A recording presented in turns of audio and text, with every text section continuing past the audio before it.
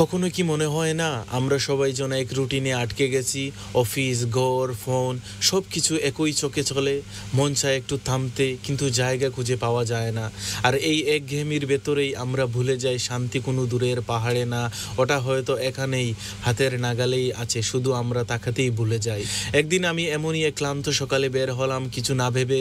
মানচিত্রে চোখে পড়লো ব্যাটারসিয়া পার্ক। ভাবলাম দেখি একবার গিয়ে। আসসালামু আলাইকুম গাইজ, আমি এখন আছি ব্যাটারসিয়া পার্কও। সামার টাইমও এই পার্কটা ভেরি পপুলার হয়েছে। প্রথম পদক্ষেপেই মনে হলো আমি যেন লন্ডনের ভেতরে না, বরং কোনো গল্পের বনে ঢুকে পড়েছি। চারপাশে শরতের পাতার রং, দূরে দৌড়াচ্ছে বাচ্চারা, আর থেমস নদীর ধারে নরম হাওয়া।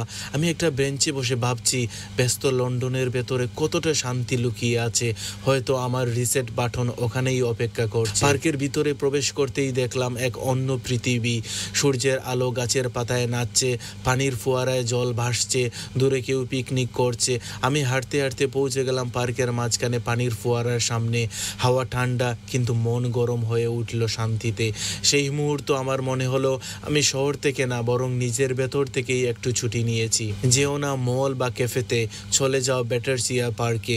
সেখানে গেলে আপনি অবাক হবেন কত শান্তি জমে আছে ওখানে। আপনি যদি কখনো ভাবেন আমার একটু সময় দরকার নিজের জন্য, তাহলে নিজেকে একটু সুযোগ দাও। সেদিনটার পর থেকে ব্যাটারসিয়া পার্ক আমার জন্য শুধু একটা পার্ক না, এটা একটা রিসেট বাটন। যখন মন খারাপ হয়, ব্যস্ততায় হারিয়ে যাই, তখন আমি চলে যাই এই রকম প্রকৃতির কাছে।